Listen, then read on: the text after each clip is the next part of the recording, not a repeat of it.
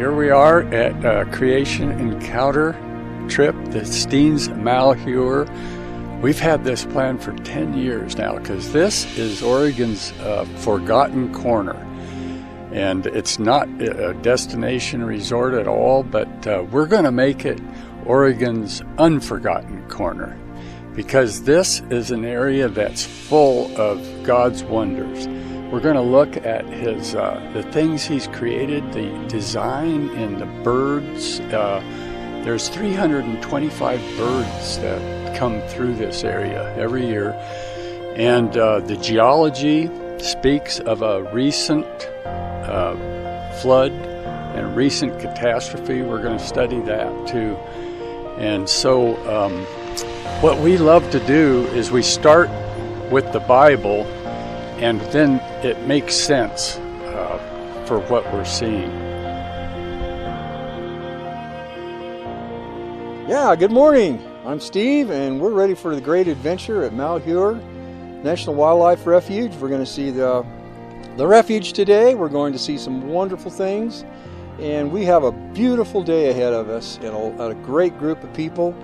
Glad that you could join us, and we're very, very happy to be here. This has been a lot of planning and dreaming for the last few years, and Creation Encounter has been able to return to this wonderful place in God's creation. We're going to see a lot of birds today, and we're going to enjoy just getting to know each other and getting familiar with some of the more exotic birds that are residing on this refuge. So, looking forward to it. We're off like a herd of turtles.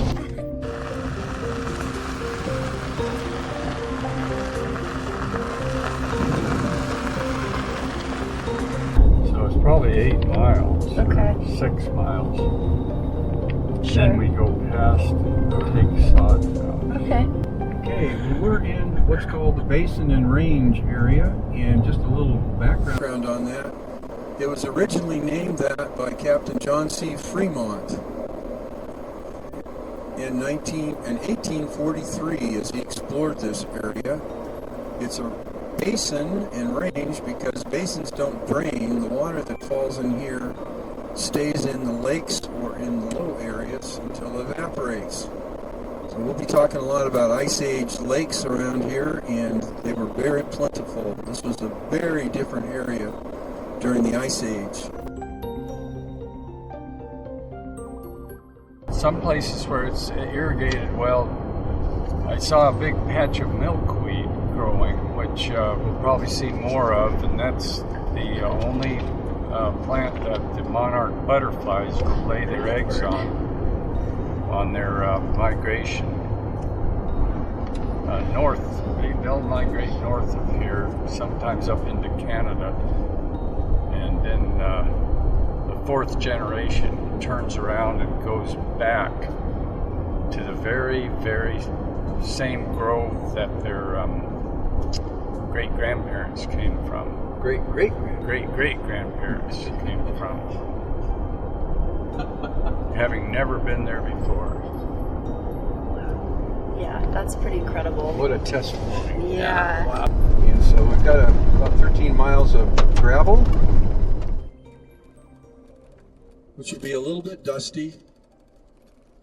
We're sorry about that. We'll try to have a little rain next time.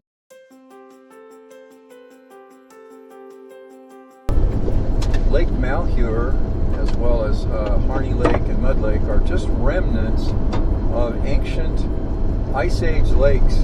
A lake that covered this area, and much of the Basin Range was lake bed, was full of water following the flood, and then during the Ice Age we had tremendous amounts of precipitation in this area, which created snow in the mountains like Steens, where we're going to go tomorrow, and lots of water. So in some cases these lakes continued to fill after the flood from the precipitation and overtopped their basins and created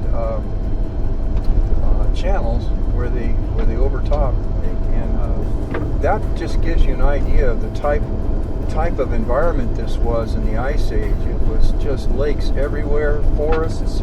We have to understand that what we're seeing today is a very, very, very different place than what these people who came here following the Tower of Babel and explored and exploited this area for its wildlife. They were in a very different place than today. They wouldn't recognize what we're seeing today if they could be here.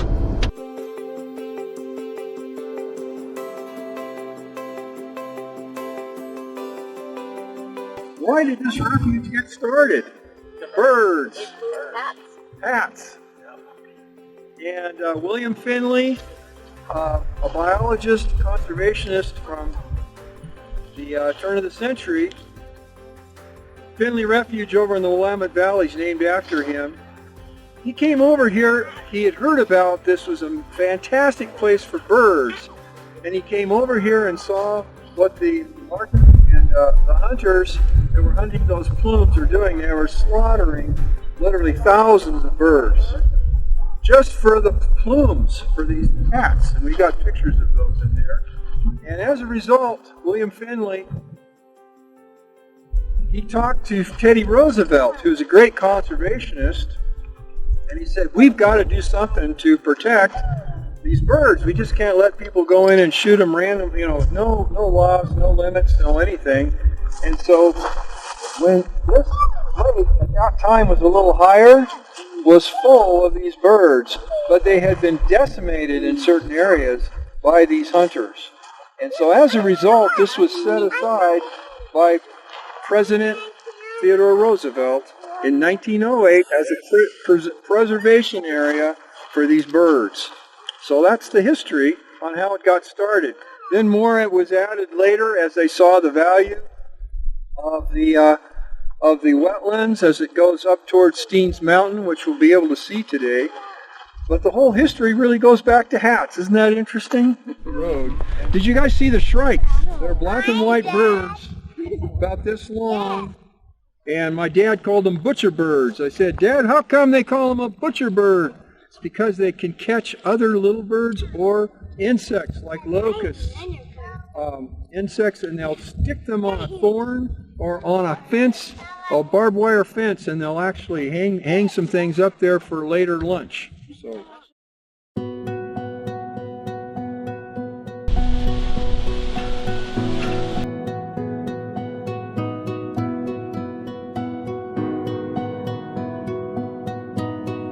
Well, I want to start out with a verse. This is from Job 12:7-10. But ask the beasts, and they will teach you, the birds of heaven, and they will tell you, or the bushes or trees of the earth, and they will teach you. The fish of the sea will declare to you. Who among all these does not know that the hand of the Lord has done this? In his hand is the life of every living creature and the breath of all mankind.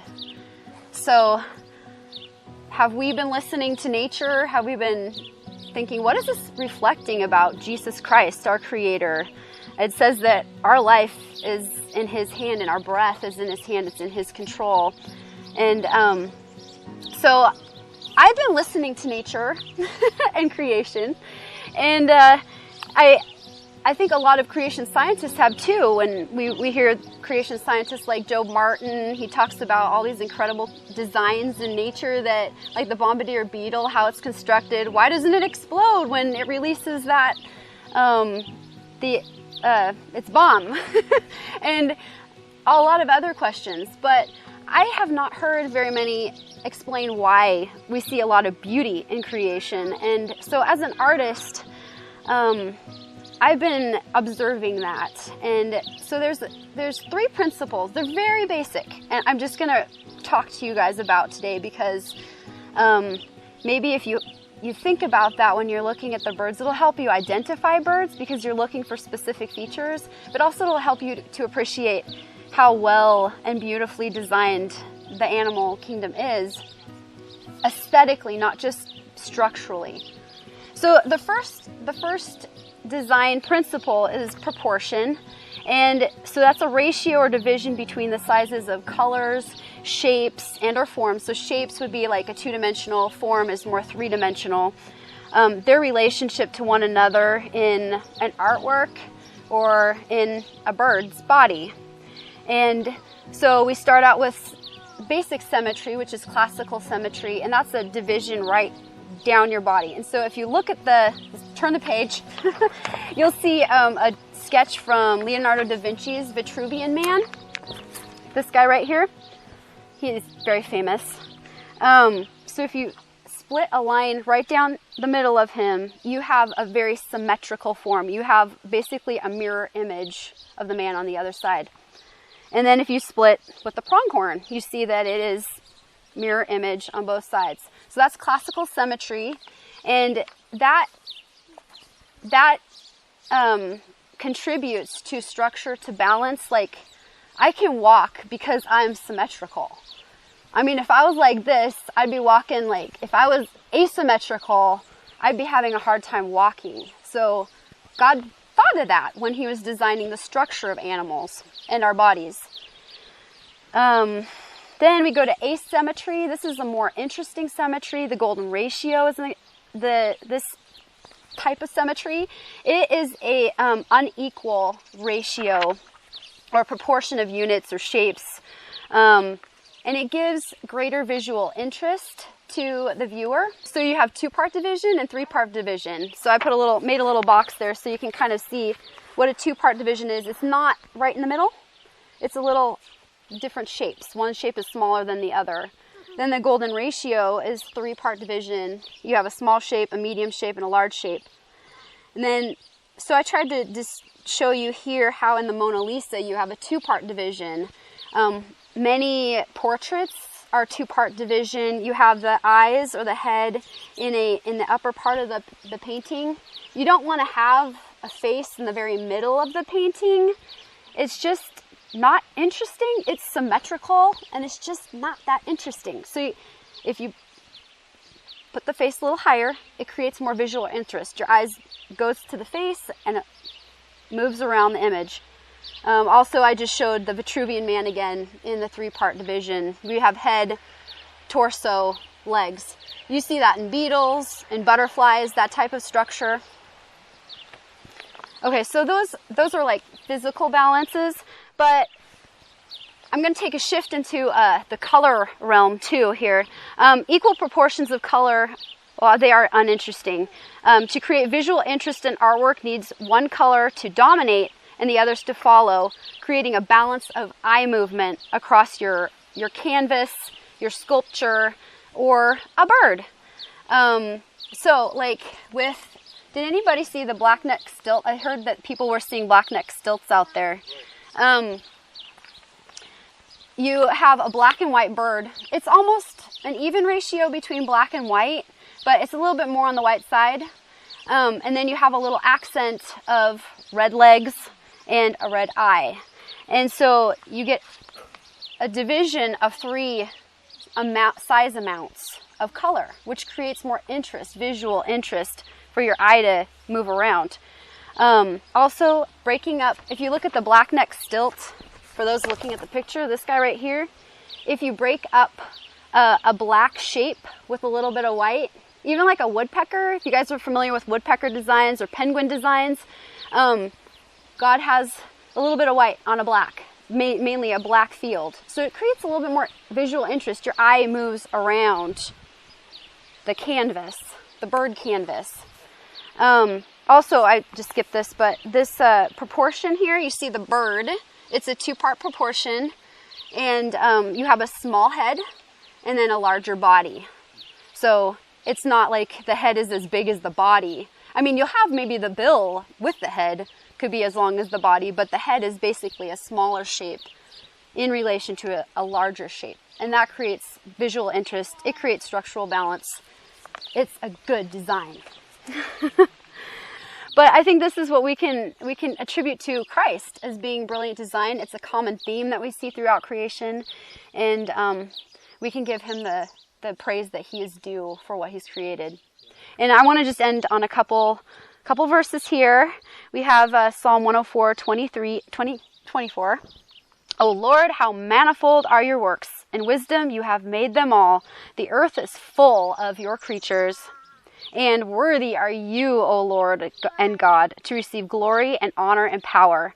For you created all things, and by your will they existed and were created. From Revelation. So, thank you.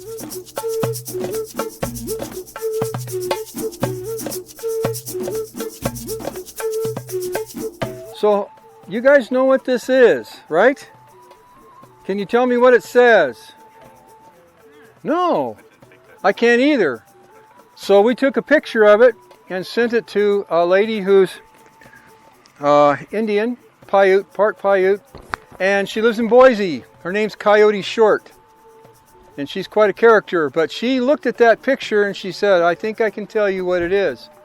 Can you see the zigzag? Yeah. Okay. Well, she said this is a map of this territory. That's the Blitzen River. And it's saying this is a village, and I think there's another circle. If the light's not right, but does that look like a circle there? Yeah. Anyway, there are villages marked on here, or settlements where the Indians lived. But it took some ingenuity and some time. Can you imagine trying to carve this? What would you use? Something harder, yeah. Maybe a quartzite or something that you could peck with, and you'd have to be patient to do that. But Coyote looked at this picture. She said, this is a map, it's an ownership, and it's saying, and I don't know if this is the symbol that keyed her in. This has actually been marked with something. Somebody put some red paint on it. I don't think that was there, John, originally. But she said, this is a map of the water bug people's territory. I said, oh. Now, of all the things you could pick as an Indian to be your symbol, I wouldn't have thought the water bug would be right up on the top, huh? You know, it would be the lions, or the mountain lions, or the cougars, or something. But for some reason, this is the water bug people. But quite often, these pictographs or petroglyphs are not just symbolic in an abstract way. They're giving information, in this case about territory. But John, tell us what else they talk about. Yeah, that's right. She has studied this, and her father and mother and grandparents have studied it for years. And they're Paiutes and northern Paiutes. And she has shown us several places. I'm not sure she could identify it on this rock, but several places there was symbols of the flood. There was the symbols of the 6 days of creation and the seventh day, and the flood of Noah's time. Yes, and sometimes 8 people show up. Or there's other symbols that indicate there's knowledge that they had that didn't just depend on some missionaries bringing it. That's knowledge they carried from the Tower of Babel. Well, these people, are they primitive? What do you think about that word? Is it a good word? Is it a word that we ought to use? Not in their intelligence, no. Not in their intelligence. Yes? How primitive would we feel if we had to survive out here alone? Yeah, I have a fraternity brother that's his skill. He takes people out here with basically nothing except maybe a loincloth. He teaches them how to survive. But I'll tell you what, they listen and they learn in a few days. This is what you do exactly if you're going to live. These people were thriving here. Based on the archaeological evidence, as we're going to talk about tomorrow, they were originally hunting some Ice Age animals here. Ground sloths. Do you know how big they were? 9 feet tall. Taller than this rock. And there's evidence that they hunted them and ate them. Yeah. From cave midden, stuff that's back in caves, which I don't think the people necessarily lived in all the time, but they did use. But you would use them too if there was a bad storm right now. Yeah, get out of the thunder and lightning and so forth. But there were also giant, you ready for this? Bison. The bison we have today are piddlings. Next to these things weighed 2 tons, 4,000 pounds, and 6 foot on a horn. They're massive. There's one actually at the, I fly into Kentucky a lot to the Cincinnati airport, And there's Ice Age skeleton animals there in the delta section. Incredibly huge animals, and they were hunting them with an instrument called an atlatl. That's a very sophisticated hunting and some of you are going to get to try that tomorrow. So I hope, is anybody here a javelin thrower? I did it in Death Valley. Okay, all right. Well, you know the tool. It's pretty interesting. Well, I've worked on them since you threw that. I've actually got them more sophisticated.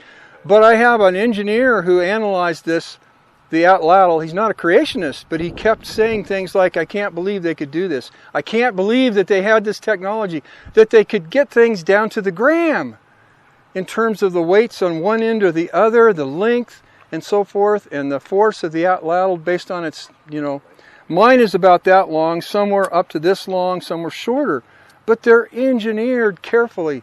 It's not random. And we're going to go past a place where some atlatls were actually dug up by Luther Cressman back in the 30s and 40s in Catlow Valley. So there's been a lot of work on these, but it's interesting when I see OPB talk about ancient Ice Age man, they don't show him using an atlatl. They show him running up to a mammoth and spearing him. I'm going, that's crazy. He can turn around and squash you. But if you could throw from 30 yards away accurately, or 50 yards accurately, and penetrate that thick skin, which you guys will find out you could have done if you had an atlatl, you could take down these Ice Age animals. And that's what, I don't know if these people date from that far back, but we're only talking about 3,000 years ago, 4,000, okay? Not millions. Well, do you have any questions about this? What is this called so we can find a picture online? I don't know that it is online, and here's why. The National Wildlife doesn't want people to necessarily know about it, because there's not only people that do graffiti or destroy, there's people that actually steal these. This is a little big, but I know where I go, there's 2 miles of these down by Hart Mountain, and sections of them are missing now because people go in and take them and sell them on the black market. It's totally illegal, but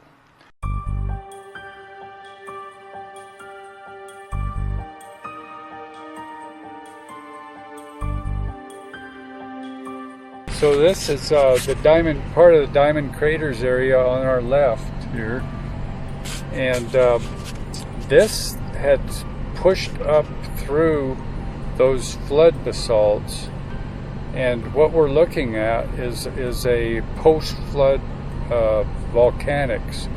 In fact, most of the Bend area is post-flood volcanics. There was a lot of areas in the world where volcanism continued for hundreds of years after the flood, which put the aerosols and fine dust particles up into the stratosphere, which caused the Ice Age.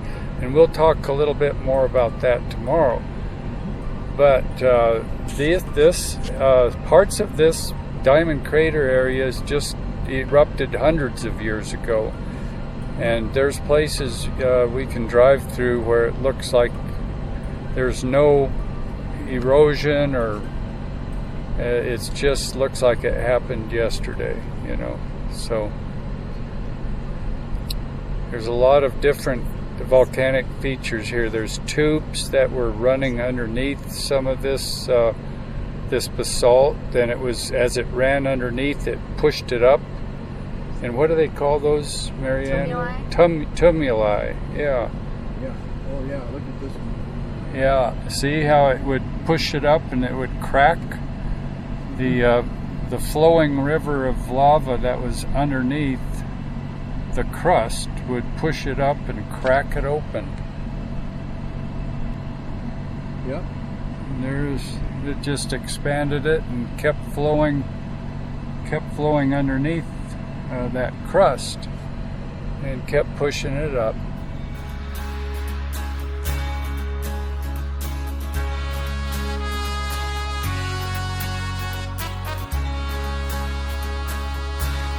We've got a tremendous preserved archaeological relic here. Pete French built this. He came to this valley in 1872. Can you kind of picture that in your mind, that date?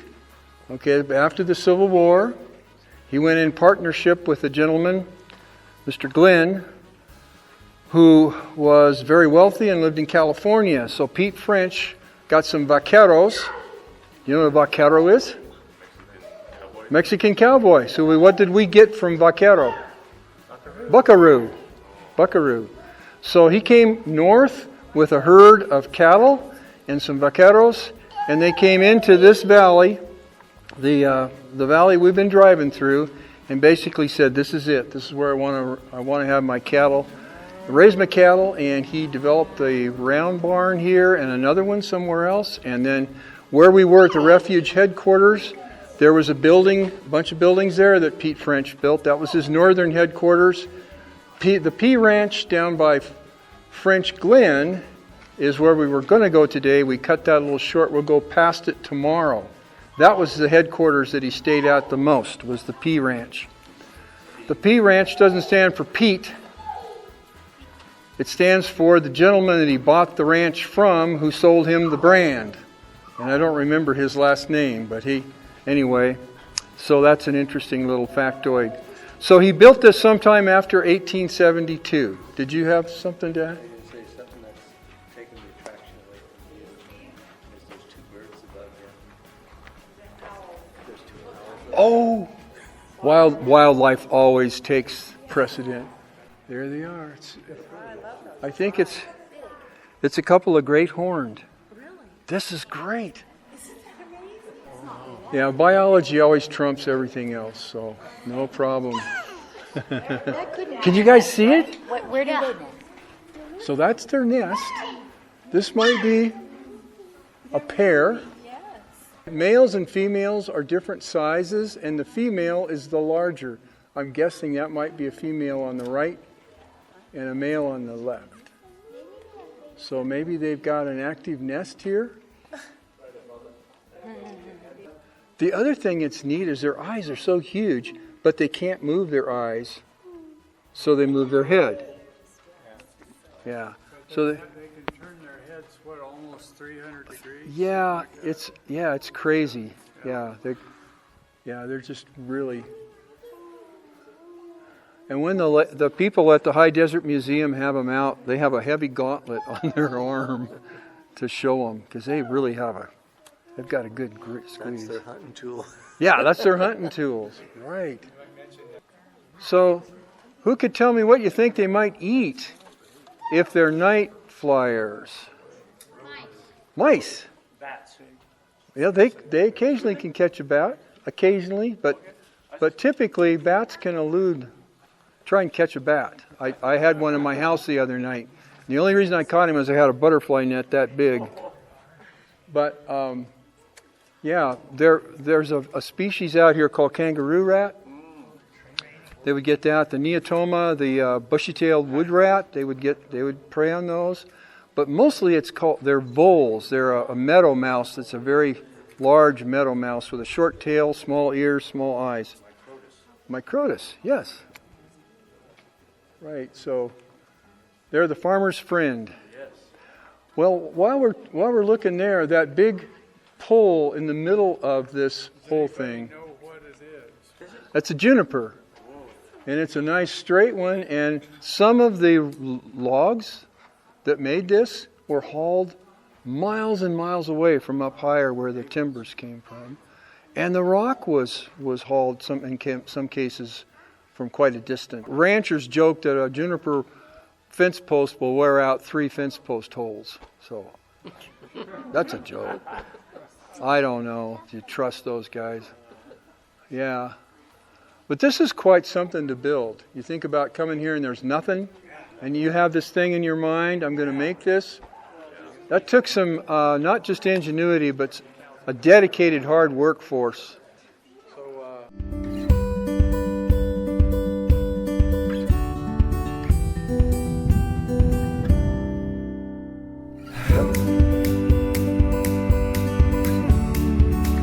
Are you guys ready for hot weather today?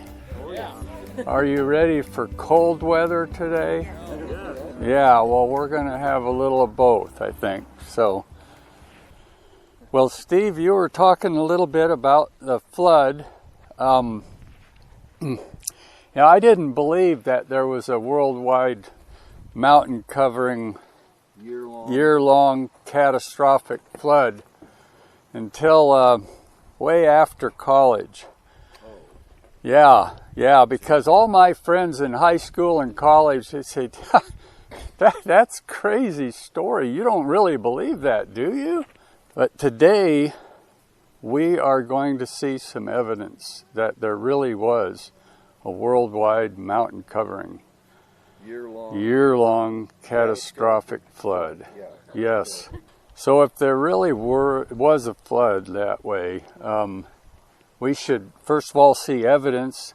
Then it implies a few things, like that there really was an ark. So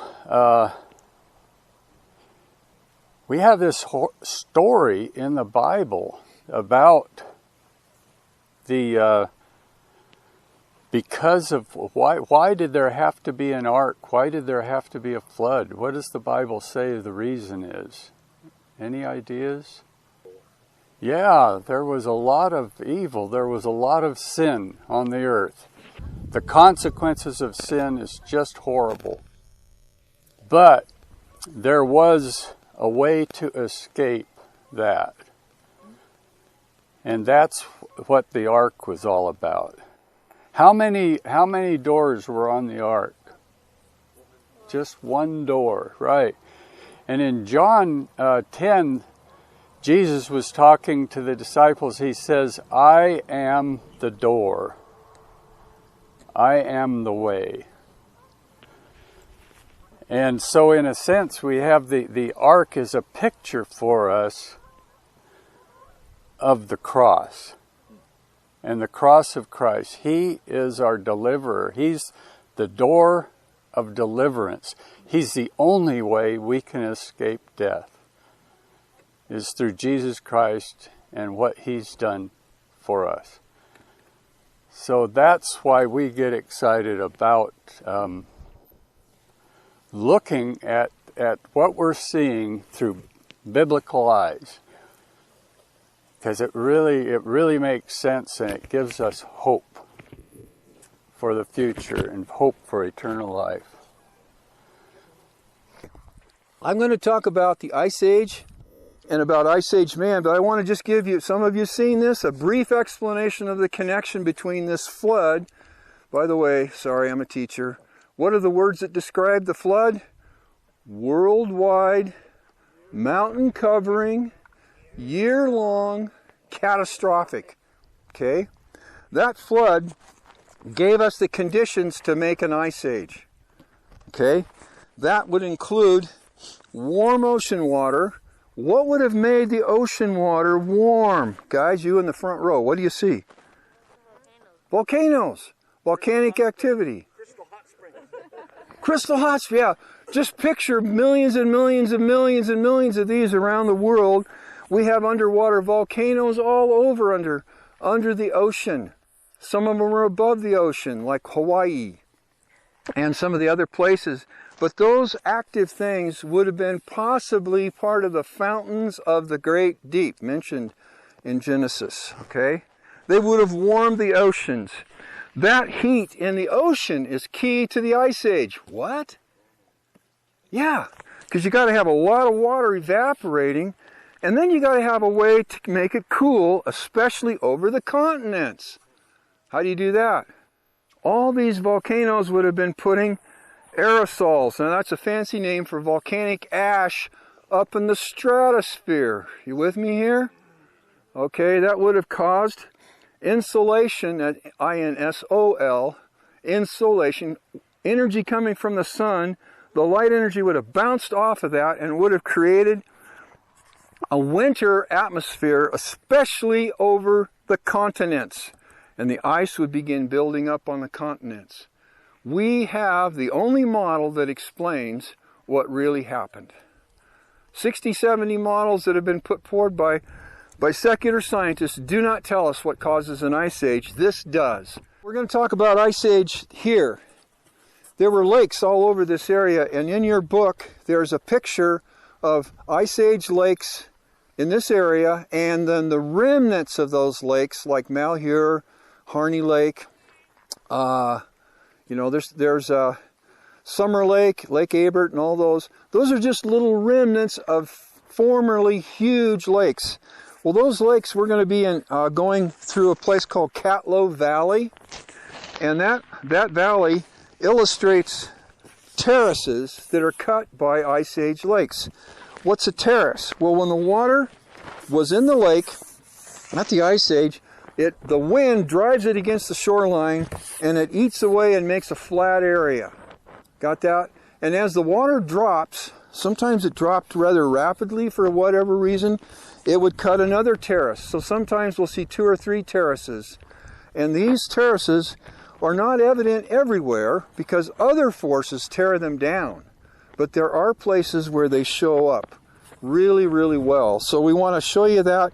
And this morning, because we're reversing the way we're going to do our trip, we're going to give you a chance to use that atlatl, which Ice Age man was using in the Catlow Valley. How do I know that? I have photographs and pictures of atlatls that were found where we're going to go this morning, in some caves along there. So we know they were using them. What were they using them for? To hunt what? Big things. Megafauna. Big mammals, giant ground sloths, giant mammoths, mastodons, giant buffalo, bison, and camel. They ate camels. It looks like they were eating horses too. We had horses here, okay? There were some other creatures in other areas. I don't know that they were everywhere, but there were some strange, big creatures here. Okay, and that's what they were hunting. So we're going to give you a chance to use that atlatl this morning while it's cooler down here rather than wait till it gets hot up there. Okay, so then this mountain we're going to be on today was split open, ripped open by faulting, okay, raised up, and then it was raised at an angle like this. So we're going to drive up on that angle and then see the drop off where that fault occurred. 1 mile. That's pretty dramatic. You probably wouldn't have wanted him standing there. That's a big earthquake.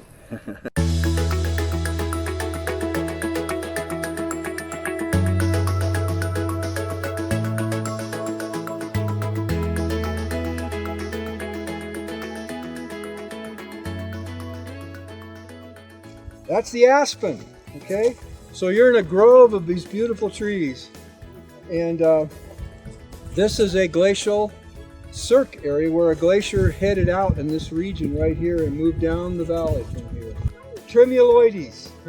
So it trembles. Why does it tremble?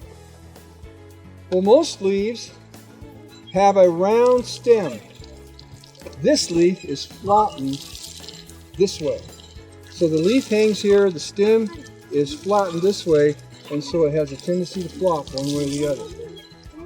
So that's why it trembles in the wind. And also, in forestry at Oregon State, I learned this is the one tree that's in every state, including Florida, and it's the #1 browse species in Wyoming. You know, as far as trees go, cattle eat it, deer eat it, elk eat it, buffalo eat it. It's a very important source of nutrition for them. Beaver. Beaver eat it. Yeah, that's right. Yeah. So, did you guys all see the erratics, the great big rocks beside the road? Those were moved by glaciers, and then as the glacier melted, left them laying there. Pretty cool. And then John was pointing out where the glacier scoured and actually planed off rocks in that one little valley. You guys saw that? Yeah. So there was a lot of ice in this area. We're going to see just how much more our next stop. So, and to get there and have enough time to see it, we need to load up. Okay.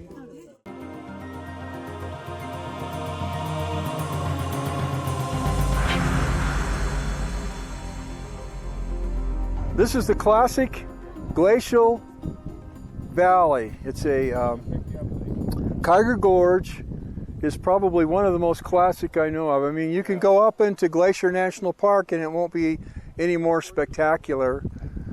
But where it's what's called the head wall, and I believe it's about 2 miles across and about a mile deep. We both have a theory that as this was rising at the end of the flood waters were running off, and they created channels that got the ice started. Now that may be true in the Tetons as well. You know what, the Columbia Gorge basalt, the Columbia River basalt, and that is supposed to be correlated to this. It was poured out at the same time. So, yeah, all the layers, just like you see when you're driving down the Columbia Gorge. You know, it was poured out at the same time. And just like the Columbia Gorge, there are fossiliferous layers underneath this basalt, and there were also more layers above it. And yesterday, and part of the day, we were driving through the layers that used to be above this. And as these were pushed up, does anybody know a psalm or a scripture that talks about the end of the flood? Psalm 104 says, "The mountains pushed up and the valleys sank down, including ocean basins, and at thy command the waters fled off of the earth with the sound of thunder." So that took 5 or 6 months of the mountains pushing up and the waters flowing off. And a lot of geology happened during that time. A lot of canyons, all the major river canyons were carved. But there's a sequence of events that at the beginning of the flood, these huge areas were inundated and animals and plants were killed. We're going to see some of those fossil layers underneath this tomorrow. And in the gorge, it's called Eagle Creek. Eagle Creek Formation. In the gorge. Right. Uh-huh. And then there were flat layers of basalt laid upon that, and then more flat layers on top of that. Everything was flat on flat on flat, like a stack of pancakes. Mm-hmm. But at the very end of the flood, how did the water go away? It tells us the mountains rose up, the valleys sank down. Yeah. So this, initially, there was probably a flood-carved canyon here. And the ice built up here, and it was just a perfect place for it to continue building up and making it U-shaped instead of V-shaped. Right. Yep. Now, if you go up the edges of the canyon, so some of them seem smoother, and then all of a sudden it gets rougher. The rocks get rougher. And they say that's about where about the level of the top of the ice was.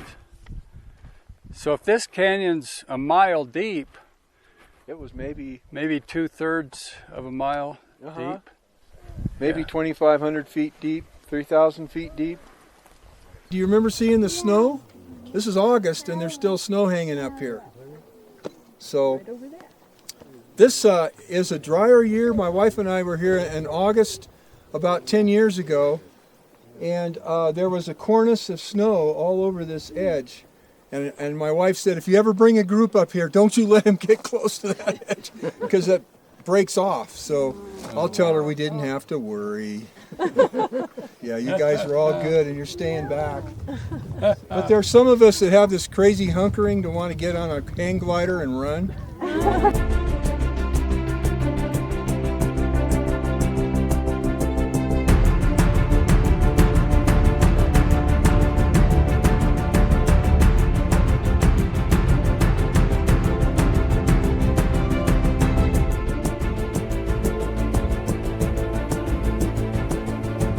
Anybody else feel that way? Oh boy, wouldn't that be a thrill? Well, there's another viewpoint around the corner where these folks are coming from, and some signage if you'd like to look at it. I always like to read those signs and try to figure out what would I accept here and what would I not, what would I reject and why. And I try to take our high school seniors through that process. There's good information on these signs. There's also bad information. What would we accept? What would we, let's read it and figure it out, sort it, and use what's good. This is the Alvord Desert. We're on the Steens Mountain fault. For a change, it's not my fault. It's Steens' fault, and it's massive. It's a 30-mile rip in the Earth's crust. But you're looking at what was formerly a massive Ice Age lake, Lake Alvord. Because the water is collecting and it doesn't go anywhere, it collects salts and particularly your alkaline earth metals. Anybody know some alkaline earth metals? Come on, science guys. Calcium. Borates. Lithium, beryllium, boron. Those sound familiar? Magnesium. Okay, those are all your alkaline earth metals, and that's what's collected in the basin after evaporating for approximately, 3,000 years or so. There was a plant, I know that this is kind of anticlimactic, but there's a plant when we were walking up here that kind of looks like little red bags. That's loco weed. It's in the pea family, and you don't want to eat it. What happens? You go loco, yeah. I think particularly animals that eat it would. But I wanted to ask a question. Here's the design. Why would God create a plant that has a pod that's full of air? Floats underwater? No. Well, it's not underwater up here. How long's the growing season up here, do you think, at nearly 10,000 feet? Short. So what's happening is the seeds are developing in a microclimate inside of an airbag. Wow. Yeah, that's a good way to put it, a little greenhouse. In there? I don't think they germinate, but they mature. Whoa. Yeah, here. Whoa. Yeah, and some of them have already matured and opened up, released their seeds, but they're pretty common right here, and I was first introduced to it by a YCC director back in 1975, I think, up here. Yeah, pretty. So there's a lot of very interesting things if you have eyes to see. And now let's head on down to the Alvord Desert and have a little fun.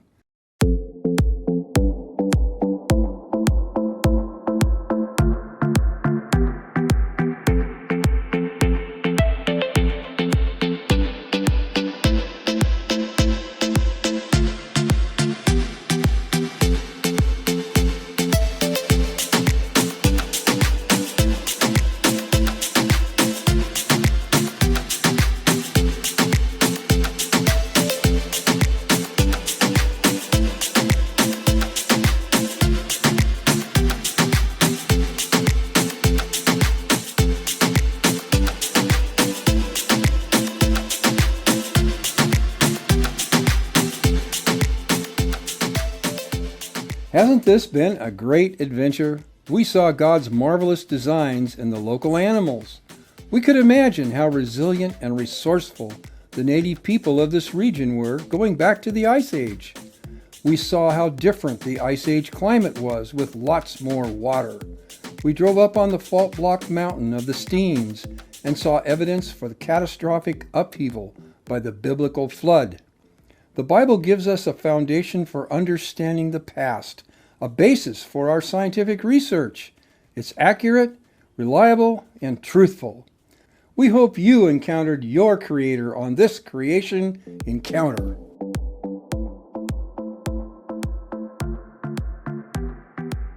The DSA and Creation Encounter did a great job. I would like anybody to go. It's fantastic. Just do it. A lot of times, men, dads, grandpas think, oh, it's not for me, it's for children. Go out, it's for everybody. Get out there with your children, your wife, your grandchildren. Go do it. Coming down the Steens Mountains We saw about 4 different herds, if you call them herds, that it was like 60 or 70 wild horses, and it was just so beautiful watching them out there. Before we left, our pastor talked about creation from Psalm 19. And so I actually told him, like, hey, you're talking about this, I'm going to go see creation. This was just one thing that I enjoyed was coming up behind the cowboys. In the cars the one day, you know, we were just driving along and there was a huge herd of beef cows and four cowboys, you know, just I feel like they were kind of showing off a little bit. Yeah. It's really cool to have a guide because you're able to just like really notice things that you won't really notice if you were just driving down the street. But I was impacted by just how much evidence for God there is just all around. You can see the evidence of God and who He is and His greatness. Yeah.